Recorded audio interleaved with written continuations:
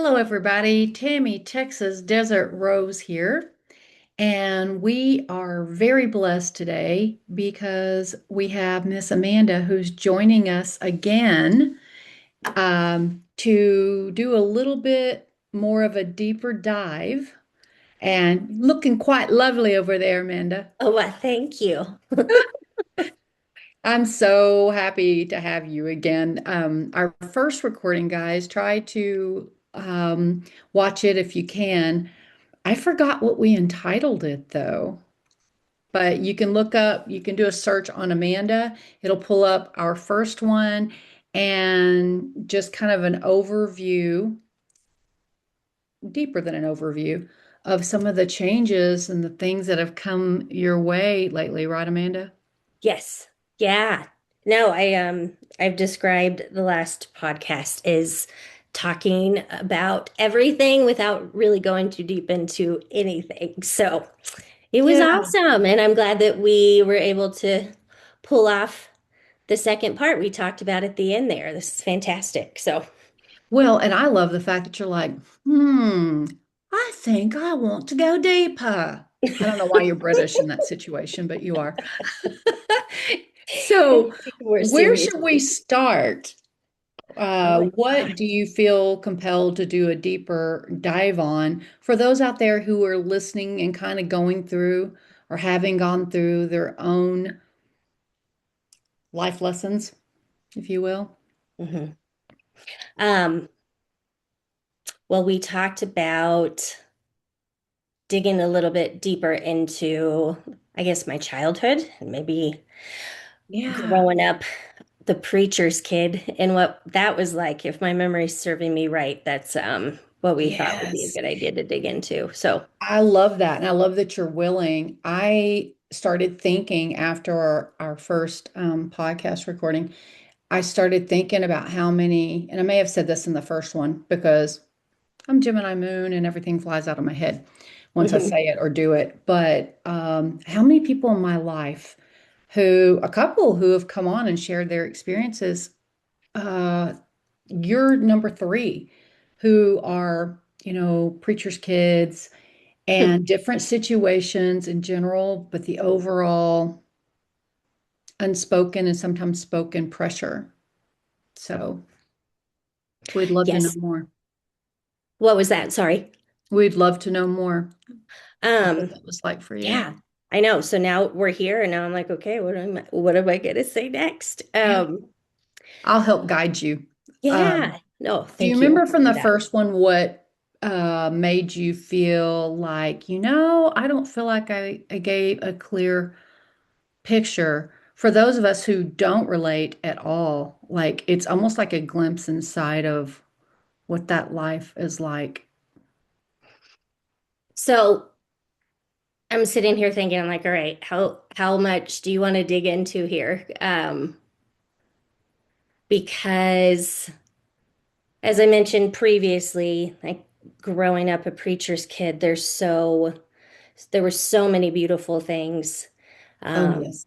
there were a lot of very ugly things. And it's so interesting when you are the family of a man. And well, my mom also, of course, but he was the preacher.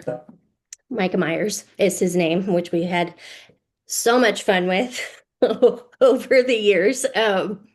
Well, in the overall, I feel because I would, I follow you on Facebook, and the overall feel I have about your sweet, sweet dad is what a rock.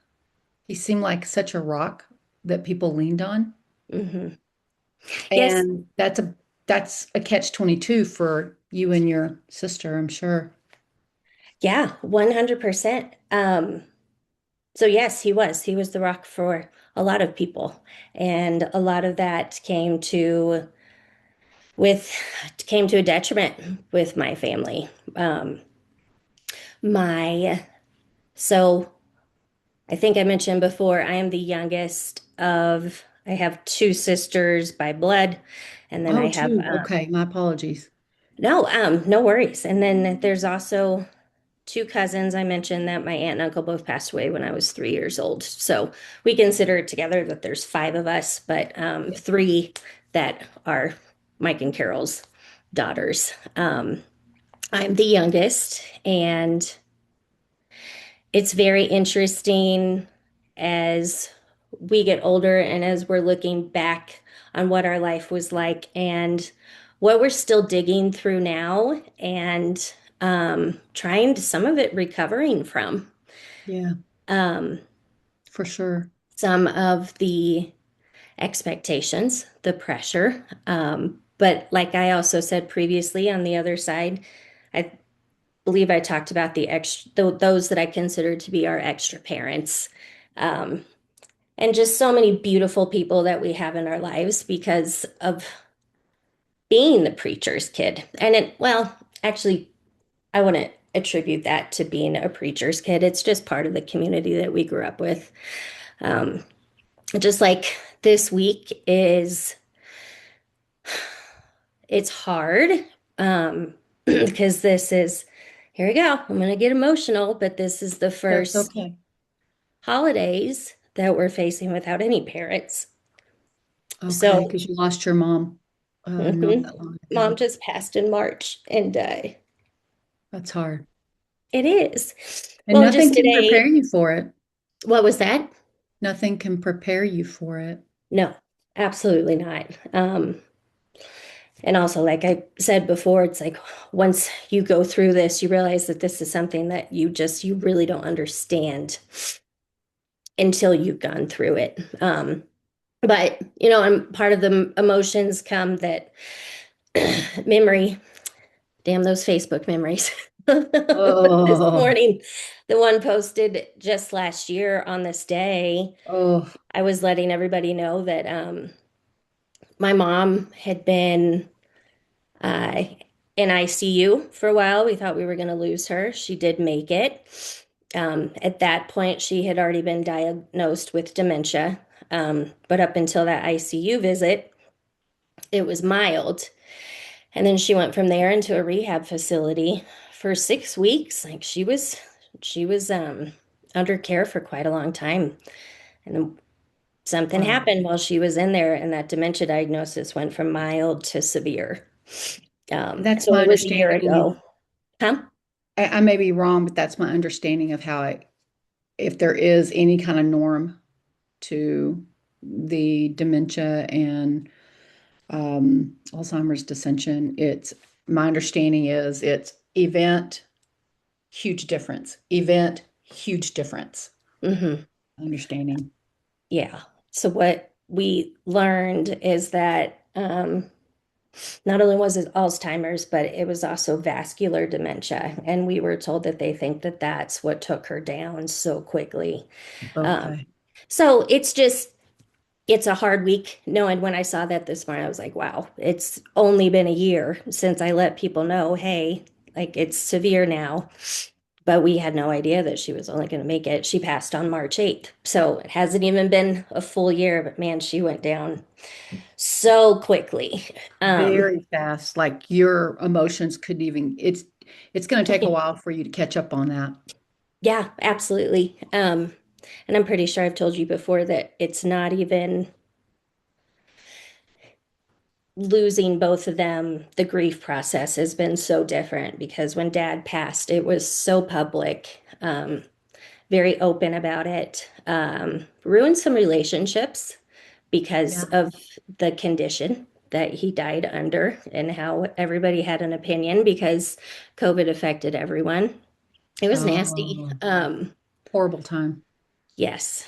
I, but with mom, mom was always the rock of our family. So, because dad was gone so much when we were younger, um, just, out on retreats or with other families or speaking events, whatever it might be, it was us. It was mom and it was us. So, Amanda, acknowledging that there's a lot of beauty to being a preacher's kid, I really want to give you permission. Uh, and I know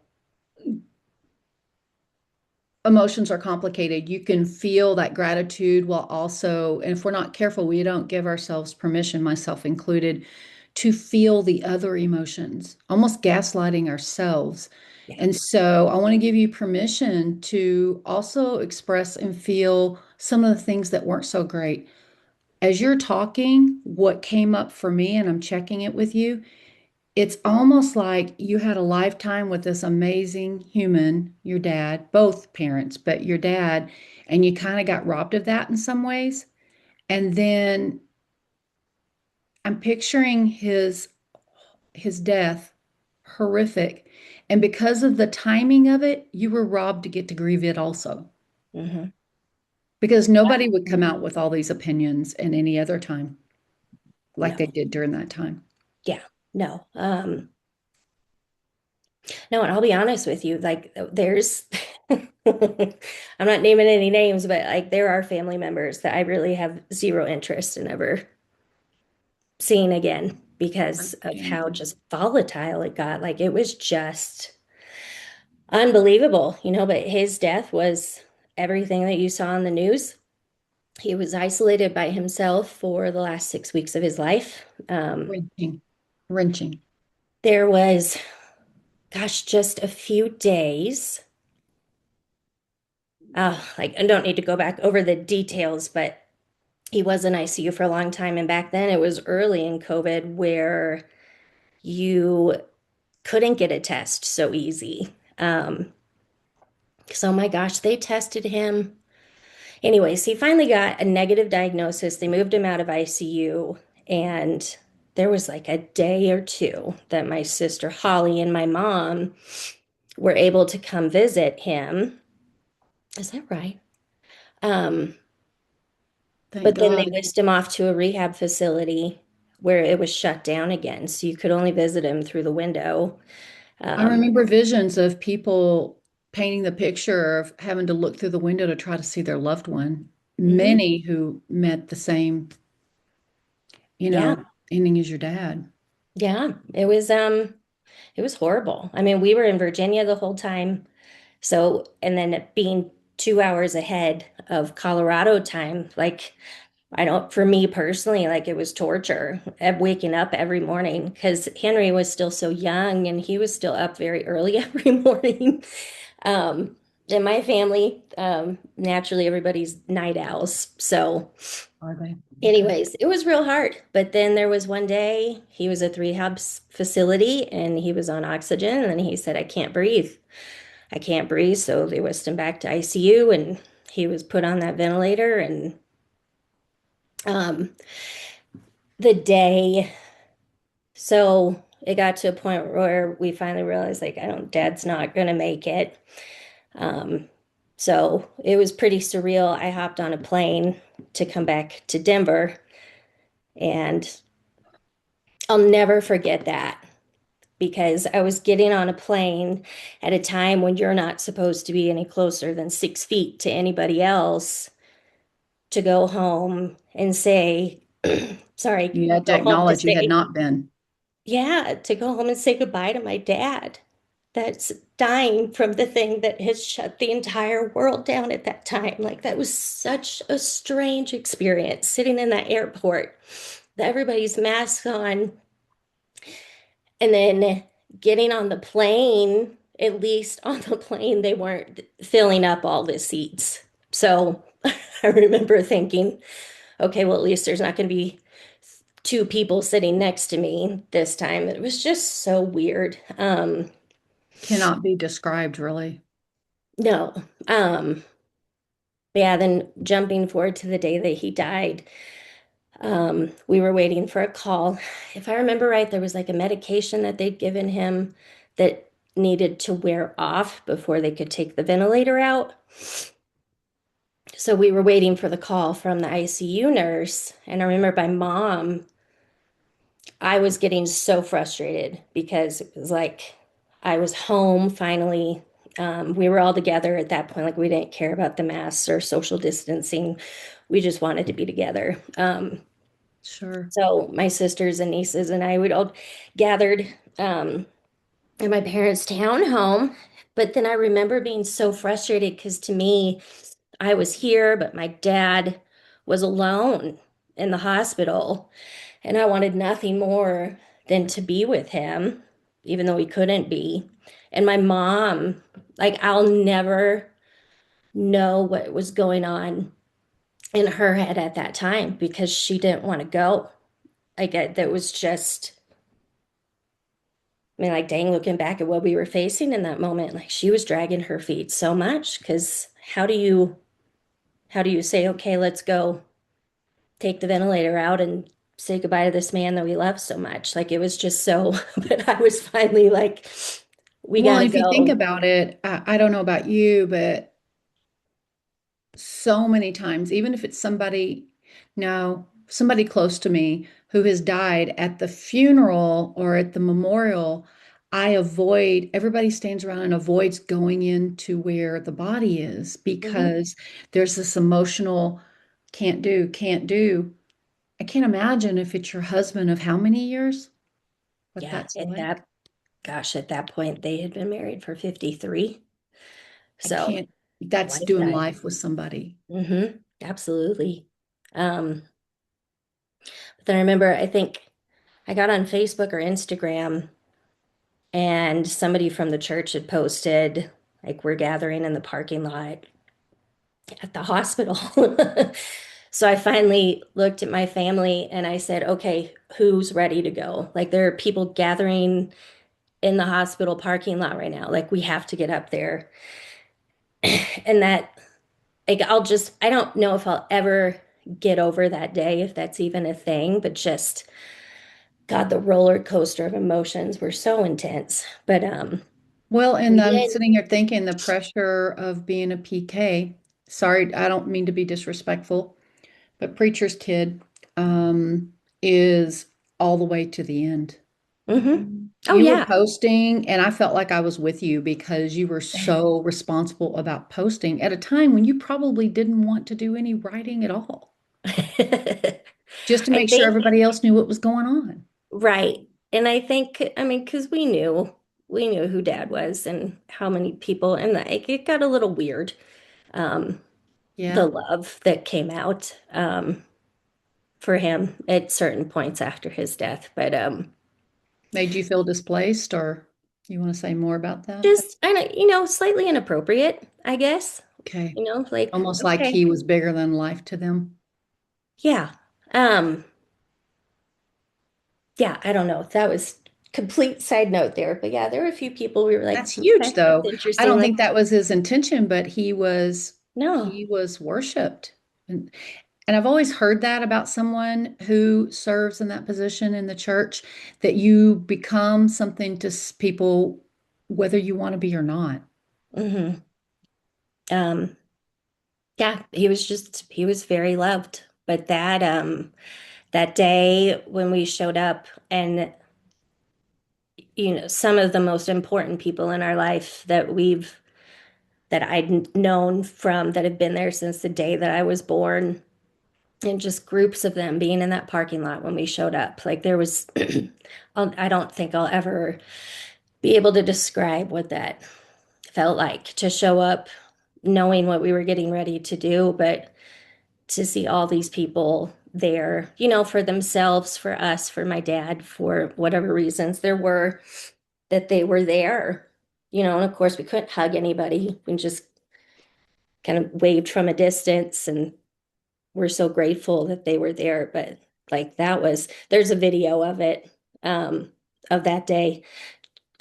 Amazing childhood friend. He's kind of, we joke that he's become the videographer of our lives because he's just been there for so many pivotal moments. But he filmed that whole experience, and I'm so glad that we have that to look back on. Um, just What did you the discover about yourself during that memory, during that situation? what did I discover about myself? I honestly that you like we all have this insane amount of strength inside of us that you don't really know it's there until you're faced with something like that. Because thankfully, that was such an emotional experience having seen all these amazing people, but then going into the hospital. And I love it because we did need some comedy relief at that moment. Oh If no. you ever look at this video, you can see my niece almost ran into the rotating door going into the hospital. And it's he did catch that on video, but that it was much needed in that moment to get a little giggle Yes, laughter through because tears, as Dolly Parton says. but on the other side of that rotating door, there was a table right there. You had to check in. They took your temperature, made sure you had your mask on. And then they said, "We're so sorry. Numbers changed overnight, and only one person is allowed to go up." At So, all. Not rotating at all. just one. So, my poor mom had to go up to ICU by herself. My youngest niece, Ryan, was going to go up with her, um, but she wasn't allowed. So, again, like I think about all this, and it really took my mom down. But she had to stand there through a window with a nurse she'd never met before while they took my dad's ventilator out and watched him pass away. And while she's doing this, my um, nieces and sisters and I were all in the hotel lobby, like ordered a latte. Like, let's sit down in front of the fireplace and wait for mom to call and let us know that dad's gone. Like, I think back on that, it's so messed up, but that was all we could do in that moment. I So, have personally discovered that, when you hear the term abandonment wound or abandonment mhm, trauma, it's always referred to as being left. okay. But what I discovered in therapy about my own experience is that abandonment trauma can be when you feel like you're leaving someone else. Hmm, You're not there for them. And okay. I would imagine, would establish some of that. Sure. Not trying to Yeah. put it out there if it's not there, but I would imagine there's this, I feel like I'm leaving my dad. I feel like I left my mom because I couldn't be with her Hmm. in the losing. And it doesn't make logical sense, but No, that's not how the psyche works. no. Yeah. No, I completely understand that for sure. I mean, it was horrible. I mean, and that's not Beyond. and I think back and I'm like, God, that's so messed up that that's how he went, and then from there, like no one, I'm pretty sure no one was processing exactly what was happening, but it was like, all right, well, we have his belongings. Um, It wasn't real. so what are we going to do now? Like we couldn't go out to eat. We couldn't. So we went to Target. Went to Target and there was a couple pieces of clothing I bought that day that just sit in my closet. Like I can't bring myself to get rid of them, but I never want to wear them. But we Understood. were hanging out at Target and I made the Facebook post that my dad was gone from, To try to make it real for yourself. That's what that post was about. yeah, but I look back like I got everything about that day was just so And the world powerful just and kept going so on. strange. Huh? The world keeps going on. Yeah. Um, but just, yeah, just so much not being able to, my sisters and my mom were able to go in, what was that, 2 nights before he passed, put all the gear on, and they were able to go in and touch him at least, like be with him for a few minutes. So, um, but yeah, That's they good. FaceTimed me in Virginia. I have a screenshot, like talking to my dad for the last time over FaceTime. Like I just think back and I'm like, this is all just so horrible. Um, but Do you feel like anyways, there's still pieces you're trying to integrate? yeah, and there's You may pieces I'm never. probably never going to be able to wrap my head around. And I've fully accepted that. It just is what it is.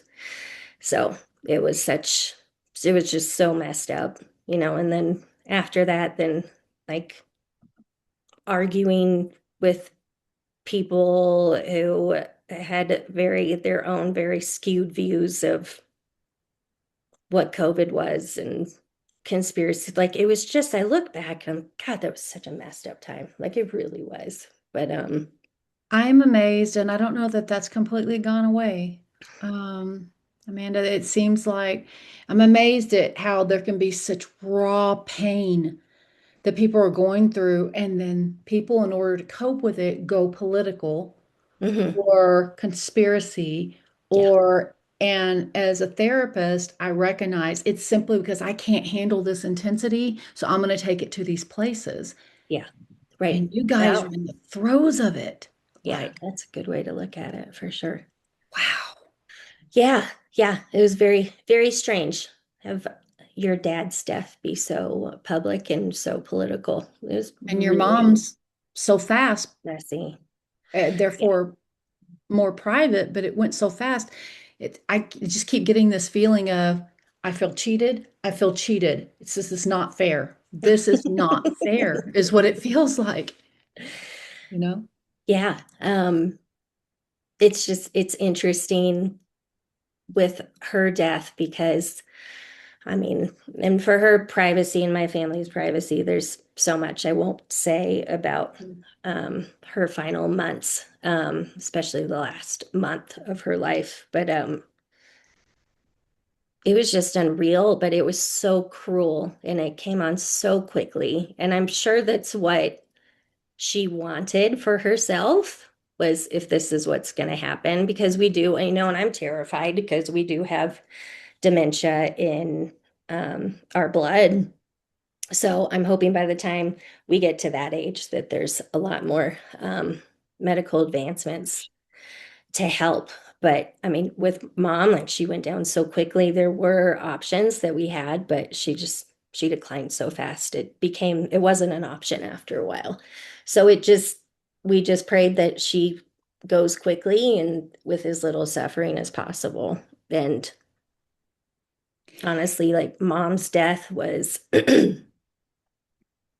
her death was kind of like one of the more beautiful that I could have imagined. Really? The day before, yeah, I mean, in just in a matter, like in 1 week, we were like, okay, how much longer is she going to make it? And then that week turned into just a couple days. But The way the you night would want it before to be. she passed, so I'm in Colorado Springs. Denver is, well, my parents' house is 50 minutes north. But between here and there, there's a steep elevation change at Monument Hill. Okay. And when the weather's nasty, it's impassable. And the night before, Right. we were trying to get up there because we knew she wasn't going to make it. And Henry and I could not, like physically could not get up there because it was so iced over. And they ended up shutting the highway down on Monument Hill. And I Seems to be remember a pattern. like trying and trying and Can't trying and going try every and which way can't. I knew. Yeah, Like the couldn't power's get there. taken away from you, which offers some relief, but it also offers duress. You know, Yeah, like you don't have a choice, yeah, it was but horrible then you because don't have a choice. There's two yeah, sides of it, you know? exactly. We didn't. We had to turn around. We had to come home that night. I hate this word. I feel like it's a bit overused, but I'm just gonna say it. It turns out that it was a bit of a blessing to not make it up that night because her behavior, gosh, what's the terms for it? Terminal agitation, I think it Oh, yeah. was so bad. And that's not something that I would have wanted Henry to see or experience. So to turn out to Yeah. be a blessing in disguise that we didn't make it up that night. But I just remember having to come back home and I was just devastated thinking my mom was going to pass away and we weren't going to be there again. But we did But make it. now you have a different view of it. Maybe not different, but more information Yeah. in Um, time. so we did make it up the next morning, and at that point, she was um, alive, not conscious, very peaceful. And we'd had my sisters had put her on her mattress on the floor so everybody could sit around. And so it was actually a very if I want to say healing from not being able to be with my dad at all, but for all of us to physically be able to sit around my mom and my sister Holly and I um, were each holding one of her hands, and then that was it. And then we looked, and um, we just noticed her breathing stopped because everybody was there at that point, and it was like, The wow. way we'd want to go. And then Holly had already arranged for, um, my gosh, a musician, I think, from hospice to come to be with us. But by the time she got there, mom had passed. But it was just the craziest experience because my parents, one of their favorite hymns is It Is Well. And that was one of the songs she played. And then she asked if We Know Les Mis, the musical, which my family has been obsessed with since it came Oh out my in the goodness. 80s. Probably seen it 7 times on stage, I think. That's But amazing. one of my dad's favorite songs is Bring Him Home from the musical. I mean, this woman didn't know us. She had no idea who we were, who my mom was, dad. But That then was your she asked if dad. we knew that Putting- song, Bring Him Home. And then we were like, oh my God, like this is so Oh my goodness. unreal right now. And so she did. She played it acoustically. And it was just, I couldn't describe a more beautiful So death where for do you somebody think else. that came from? Oh, that was 100% my dad. To bring him home, 100%. That was his way of letting us know that he was there with us. And mom had passed at that. Absolutely. And it as well. That was her. Like it was just, it They were really already was. together. Mm-hmm. Um, yeah. So her death, thankfully, since the last couple months of her life were so terribly sad that it's beautiful that her death was, well, yeah.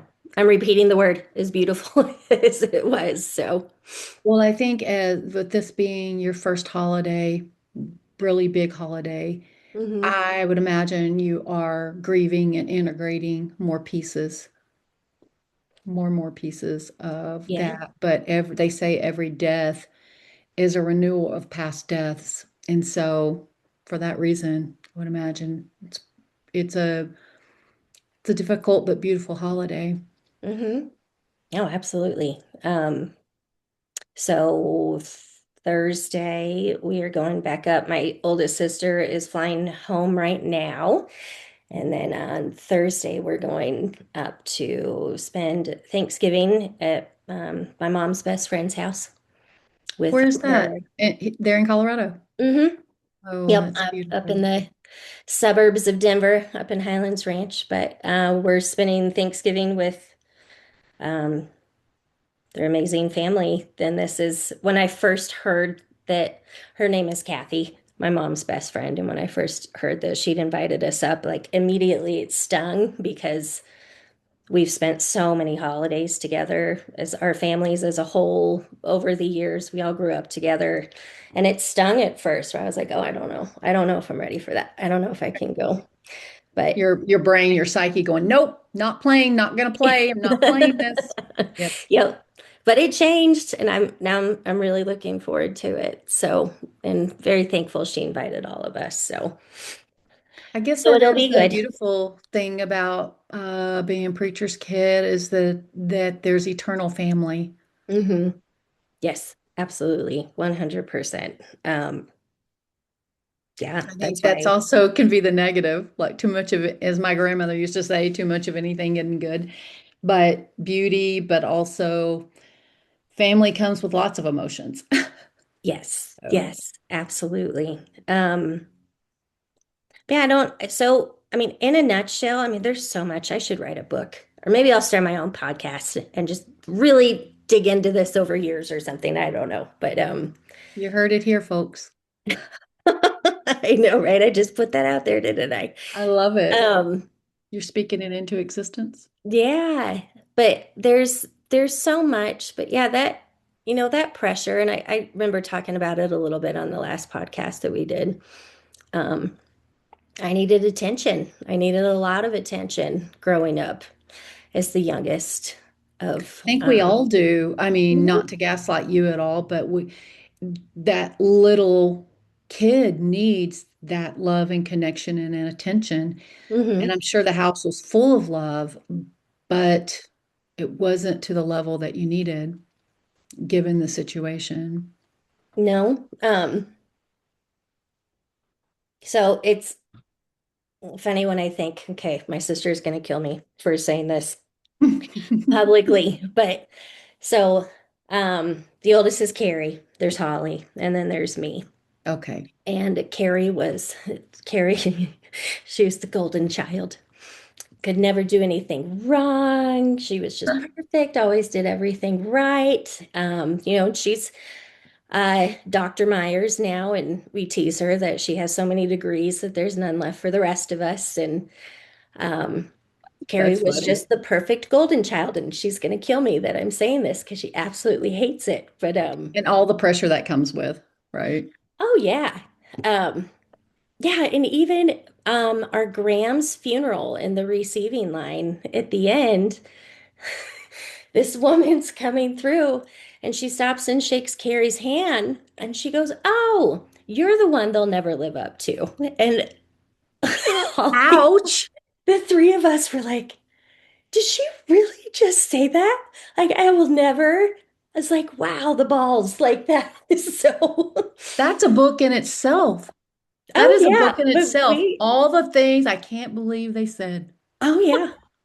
But, and telling my mom and my dad about that, and they were like, oh, well, that's just, she was probably trying to make a joke. And I'm like, why would you say, like, at our grandmother's funeral? Like, it was just unbelievable. But,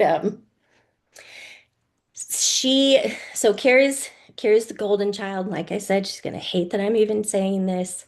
We see Um, you, Carrie. We get you. um, and then Holly, not saying there's anything wrong with Holly, but Holly,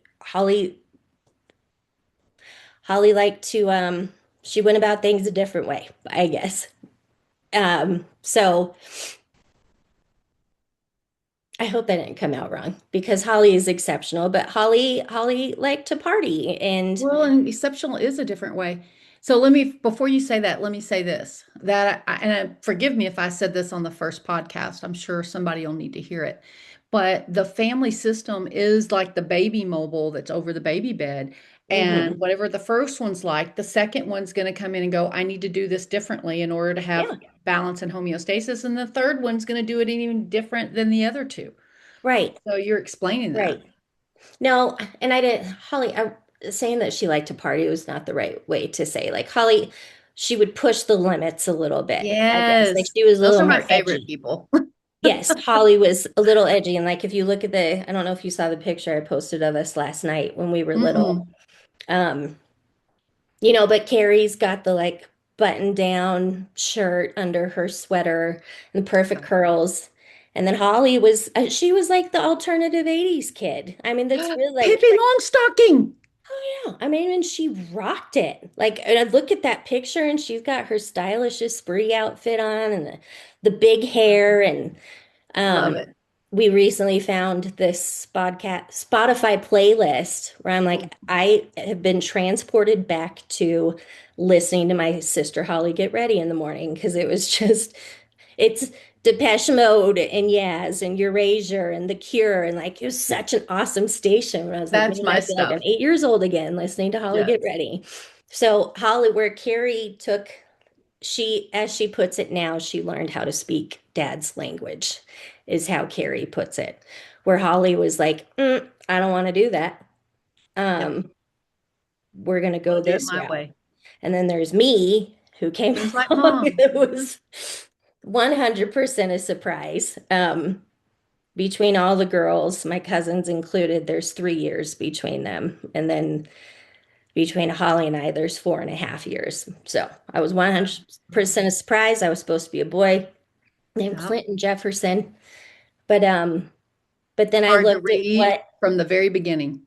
what was that? Hard to read from the very beginning. Yeah. And just a lot more free and whatever. But I looked at what older sister Carrie was doing, what older sister Holly was doing, and then I kind of brought both of them together, I guess. So I love, at least I feel like I have very special relationships with both of my sisters separately, because to an extent, I'm able to relate to them on our life paths in my own way. So And we if know that how I makes sense. met you. I saw you play that role um, on a military base, which is not very easy. Oh, And okay. in a work environment with all sorts of personalities, all sorts of ages, and you were kind of like I see the Wizard of Oz, not in a bad way, but kind of like you were the front desk. You made sure everything was rolling. You held people accountable, but you also connected people. That's how I saw you. Oh, well, thank you for saying that because I was not happy at all when I got put in that role Right? in It chose Bahrain. you. That's not where I was hired for, and then I got moved over there, but it ended up working out all right. So, but yeah, it Well, we took a tend to few play the years. roles in our family. It's what we end up playing the role in life. And then shifts happen, and then we start going, don't want to do that anymore, or whatever. Or I love this, so I'm going to keep doing it. But it's more of a conscious process at a certain age. Yeah. Um, no, Hmm. that's interesting you say that. But I don't but yeah, looking back and looking at being the youngest of them and Pepperdine University, it's where my sister is a professor now. She got her bachelor's degree. But we grew That's up amazing. spinning, what was that? That's amazing. Yeah. So she accomplished her dream. That's what she wanted was to teach at Pepperdine. Um, but we grew up spending a lot of time going to California, and one of my dad's best friends, was he the campus minister at Pepperdine, I think? Wow. But growing up, my dream was like, I want to be like my big sister and I want to go to Pepperdine too. But I was not so perfect by any means. I did, we'll just skip over a lot here. But yeah, I was such a brat in high school. My gosh, I was just so stubborn. But I had the smarts to do it, just not the drive.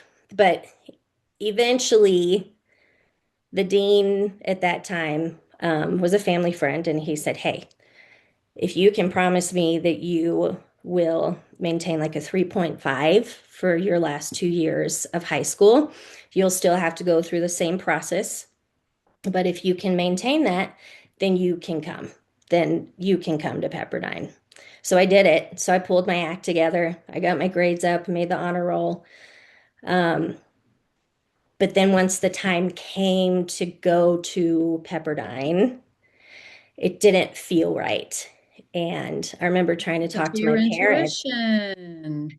That's Yeah. And I good. remember trying to talk to my parents and telling them I didn't want to go, but I really didn't have a good reason not to. I didn't know how to express that. So I did end up at Pepperdine. I ended up at Pepperdine as Mike Myers' daughter, which Carrie could play really well, but not me. Not you. So I cracked under that pressure big time when I was at Pepperdine. And It that was wasn't the, yours. huh? It wasn't yours to No. play. And um, it turned out to not be anything like I thought it was. And it's at no fault to anybody else. I met some No. amazing girls there that I'm very thankful for, but for but I was with the Church of Christ kids in our dorm. Nothing wrong with that, not by any means. It's not what I wanted, but I didn't know how to go about that. Um, so I did Did, partying a lot.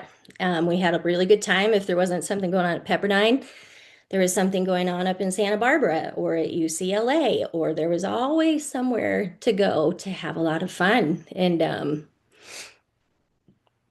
looking back, there was one night or one morning, actually, somebody had gotten sick all over our bathroom, and one of the my suite mates cleaned it up, and wow. but nobody was coming forward on who did it. So we called a meeting amongst our suite mates, like, okay, this is your last chance. to admit to it. And I was just standing there like, okay, who is anybody going to say anything? Nope. Like, all right, let's move on. But maybe that was like late winter, early spring. But after that, like a majority of the suite mates started acting very strange towards me, just very flippant, not interested. And Tammy, to be honest with you, it wasn't until about 10 years later I thought about that, and all of a sudden it was like, it was me. I am the one who came back to the dorms from being out all night, and I am the one that got sick all over the bathroom. So they But were angry that you didn't fess up and you totally didn't remember and they couldn't imagine that. mm-mm. So interesting. Interesting.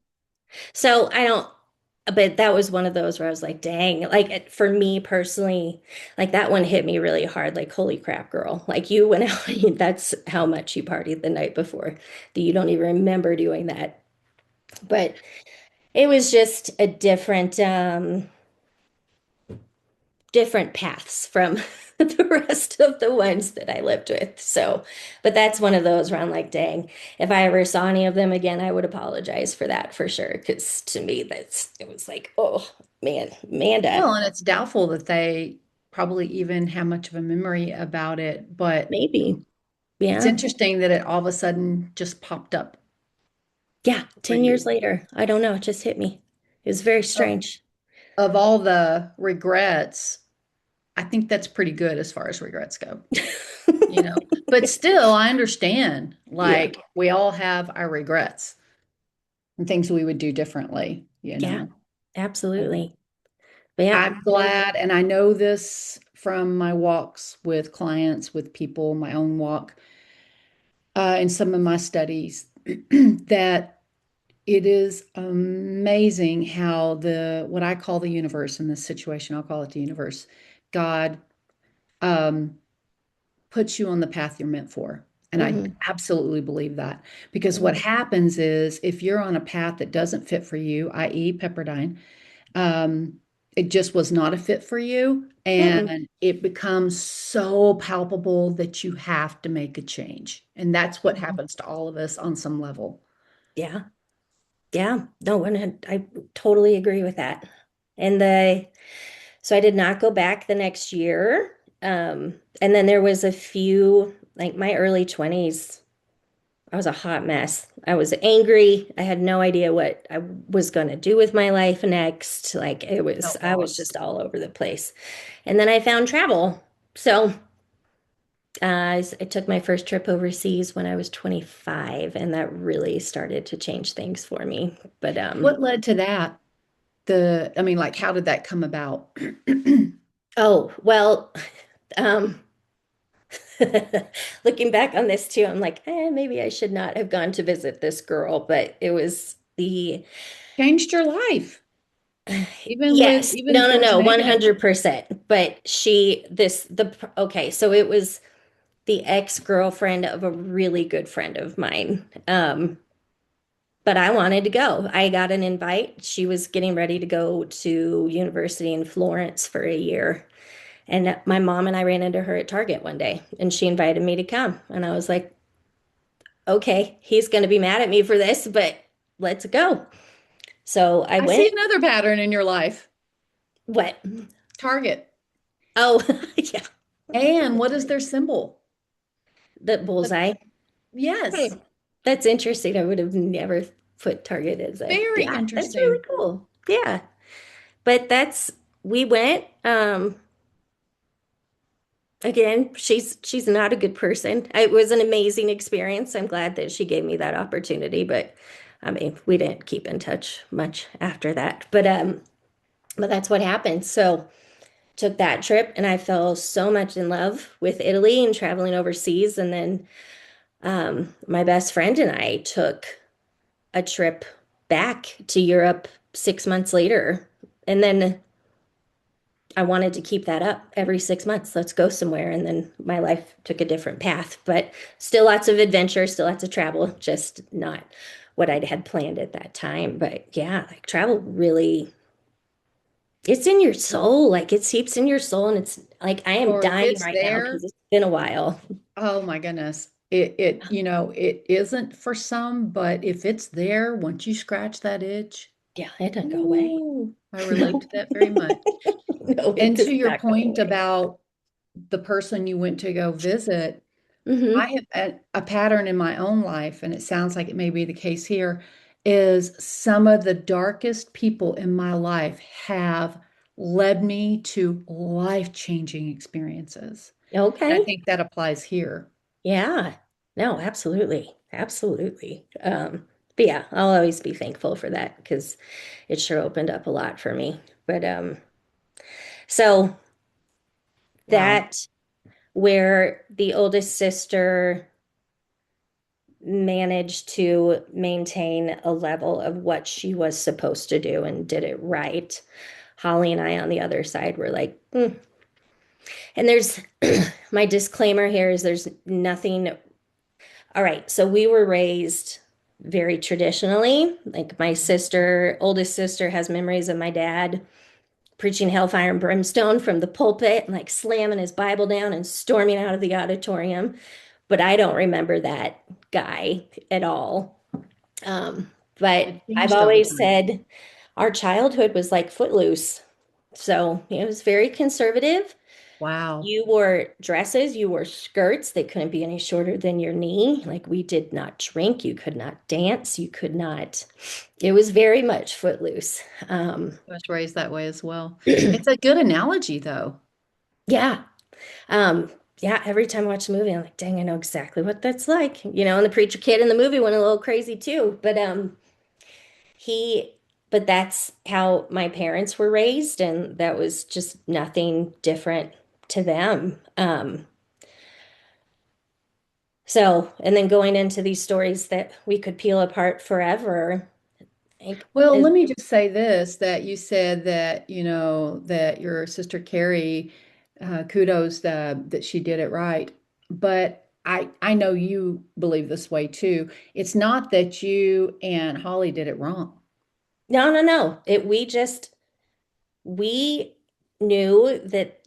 So this is what I'm saying. There's absolutely nothing wrong with this, but we were raised in the church. You go to a Christian college, you meet your husband while you're at your Christian college. Um, he goes into business. If the woman goes to work, and again, nothing wrong with this. It just became very, this is what people did. Like maybe you went into education for a couple of years until you had kids, and then you stay home Absolutely. with the kids. And that's just what our life was. Yes. Um, We all had our stuff. yeah, This but was yours.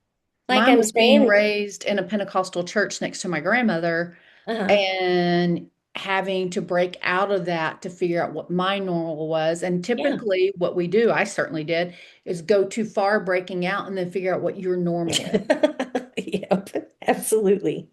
Um, but I don't know, it was like as much as I didn't want that, but it was It's fit for so you. ingrained in me that um to be totally honest with you, like the part that I played in my previous marriage falling apart had something to do with that, but it was the confusion in my mind of also like, this isn't what I want, but this is what I was taught.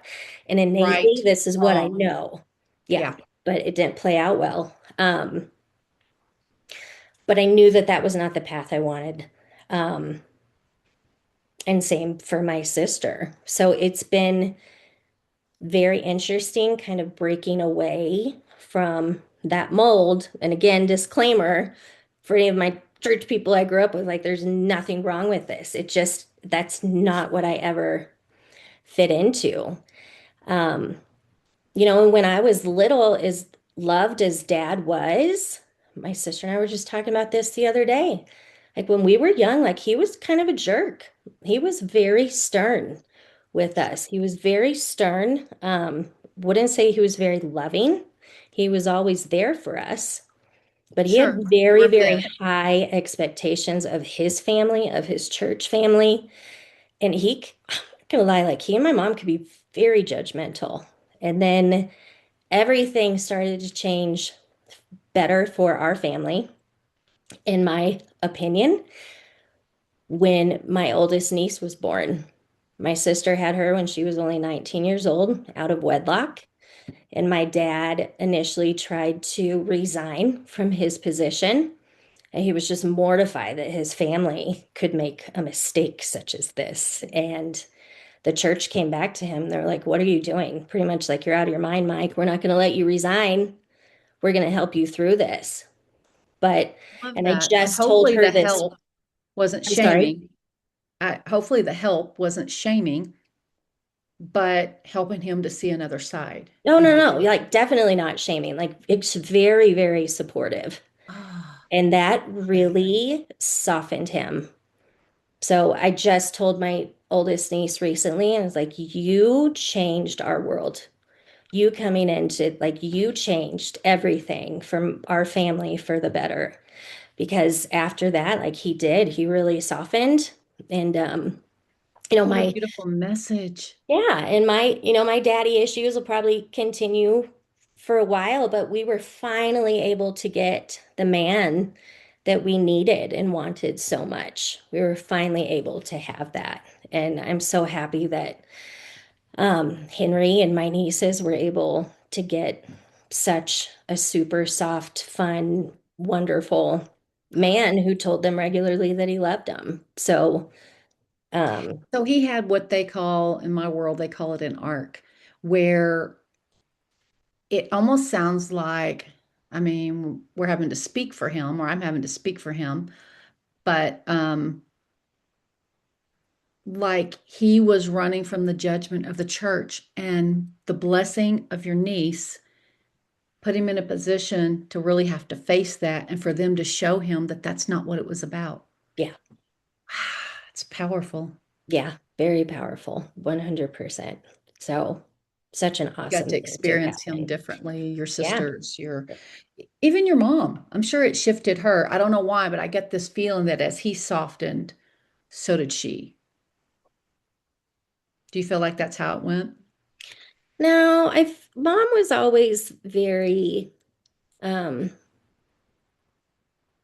I mean, honestly, when I'm thinking about it, I think it almost hardened her a little bit, in my opinion. Almost like Um, she picked up the gauntlet that he left behind. oh, well, yes, that's 100%.